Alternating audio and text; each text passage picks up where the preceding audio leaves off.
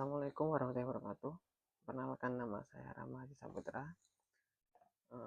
Nomor induk mahasiswa saya 0538507762. Pada kesempatan kali ini saya ingin menjawab beberapa pertanyaan yang telah diberikan pada tugas 3. Itu yang pertama, jelaskan perbedaan antara proses adopsi dan proses difusi inovasi pertanian, serta berikan contoh masing-masing. Proses adopsi adalah proses pengambilan keputusan oleh individu petani untuk menerima dan menerapkan suatu inovasi.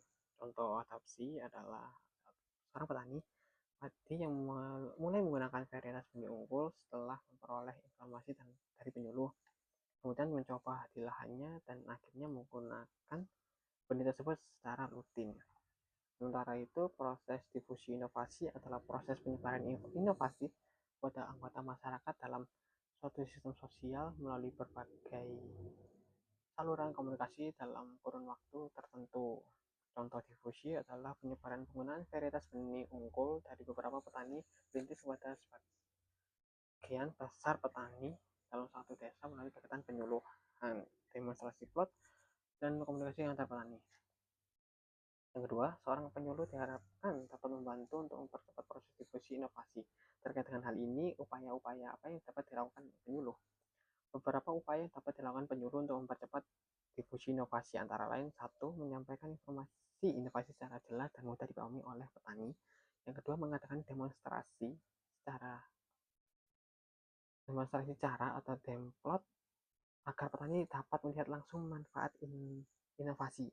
Yang ketiga, manfaat kelompok tani sebagai media penyebaran informasi. Yang keempat, melibatkan petani pelopor atau petani maju sebagai contoh bagi petani lainnya. Yang kelima, menggunakan berbagai media penyuluhan seperti pamflet, video, media sosial, dan pertemuan kelompok. Yang keenam, memberikan pendampingan selama proses penerapan inovasi. Yang ketujuh, menyesuaikan inovasi dengan kondisi sosial, ekonomi, dan lingkungan setempat.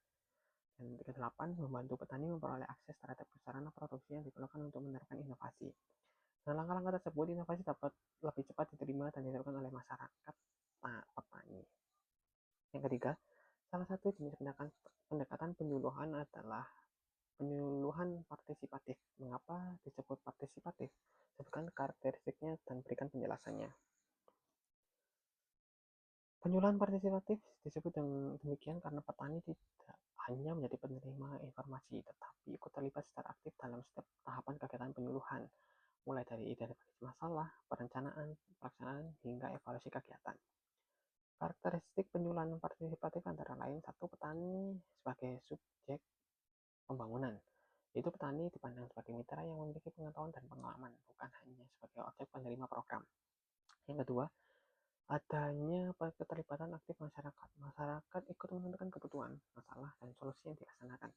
Yang ketiga, komunikasi dua arah. Terjadi dialog antara penyuluh dan petani sehingga terjadi pertukaran informasi dan pengalaman.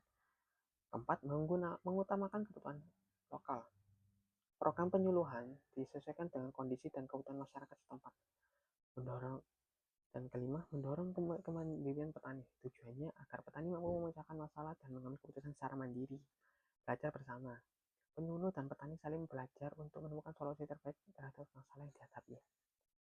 Yang keempat, bandingkan karakteristik jenis pendekatan sistem latihan dan kunjungan laku dengan jenis pendekatan partisipatif yang ditinjau dari segi tujuan, sasaran, organisasi, metode, dan peran penyuluh. Pendekatan laku dan pendekatan partisipatif memiliki beberapa perbedaan dasar. Dari segi tujuan, pendekatan laku bertujuan untuk mempercepat penyebaran teknologi pertanian kepada petani agar produktivitas meningkat. Sedangkan pendekatan partisipatif bertujuan memberdayakan petani agar mampu mengenali masalah, mencari solusi, dan mengambil keputusan secara mandiri. Dari segi sasaran, daripada pendekatan laku, petani lebih berperan sebagai penerima informasi dan teknologi yang disampaikan oleh penyuluh. Sebaliknya, pada pendekatan partisipatif, petani dianggap sebagai mitra yang terlibat dalam seluruh proses kegiatan penyuluhan.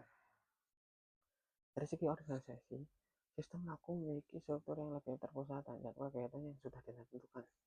Sedangkan pendekatan partisipatif lebih banyak menggunakan diskusi kelompok, musyawarah, sekolah lapang, dan kegiatan yang melibatkan petani secara langsung.